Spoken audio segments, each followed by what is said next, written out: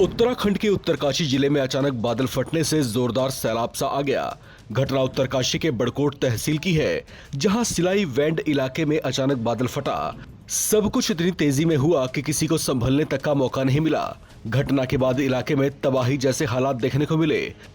जिस जगह पर बादल फटा वहां कुछ कंस्ट्रक्शन का काम चल रहा था। वहीं करीब में साइट के वर्कर्स का कैंप भी लगा हुआ था, जो क्लाउड ब्रस्ट की चपेट में आ गया। इस घटना में 9 मजदूर बह गए हैं, जिनके बारे में अब तक कोई जानकारी नहीं मिल पाई। घटना के बाद एसडीआरएफ और पुलिस की टीमें मौके पर पहुंच गई हैं और सर्च ऑपरेशन शुरू कर दिया गया है। उत्तरकाशी में इसी तरह के हालात कई जगहों पर दिखाई दिए। जोरदार बारिश की वजह से कई जगहों पर लैंडस्लाइड भी हुआ है। आज मॉर्निंग में करीब 6 बजे के आसपास ये सूचना प्राप्त हुई कि पालीगढ़ यमुनोत्री मार्ग पर सिलाई बैंड है, वहां पर एक होटल का निर्माण कार्य चल रहा था और वहां उस निर्माण कार्य करने के लिए जो मजदूरों का एक ग्रुप था, करीब 19-20 लोग थे, ये वहां पर काम कर रहे थे। जाहिर है कि रात का समय रहा होगा ये, तो उसमें 9 लोगों के क्लाउड बस्ट होने के बाद ऊपर से काफी बड़ा मलबा आया और उसमें 9 मजदूर भी मिसिंग हैं, जिनकी खोज के लिए हमारे एनडीआरएफ, एसडीआरएफ, लोकल पुलिस वहां पर लगातार कार्य कर रही हैं।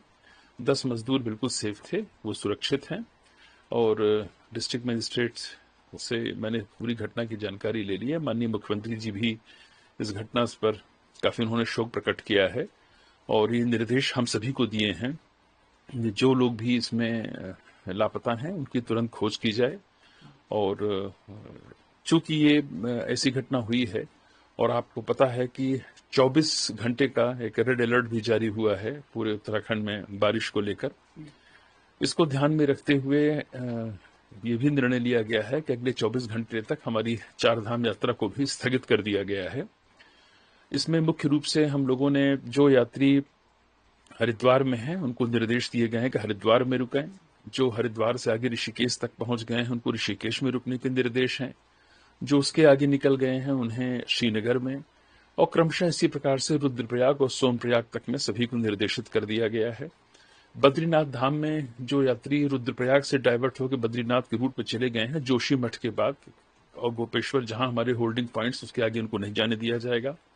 ठीक इसी प्रकार से यमुनोत्री गंगोत्री में विकासनगर और हमारा बड़कोट और लास्ट में उत्तरकाशी के बाद किसी भी यात्री को आगे यात्रा की अनुमति नहीं होगी।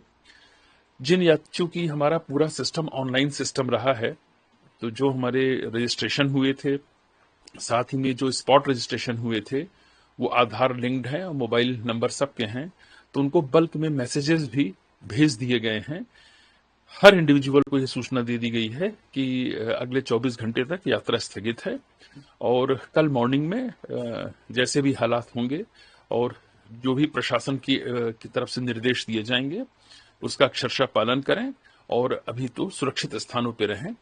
संबंधित जिले के डीएम्स को भी बता दिया गया है कि जो लोग होल्डिंग पॉइंट्स हैं वहां रहने और खाने की पूर्ण व्यवस्था कर ली जाए।